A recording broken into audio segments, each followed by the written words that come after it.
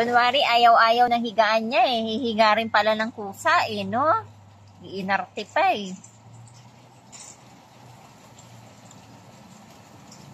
Ang lamig na kasi ngayon. Kaya hindi mo na kailangan yung mat. Pang summer lang yun. Hanggang na ito. Iinarte. Kunwari ayaw. Hihiga din pala. Ang dumi naman ng paa mo, Milo.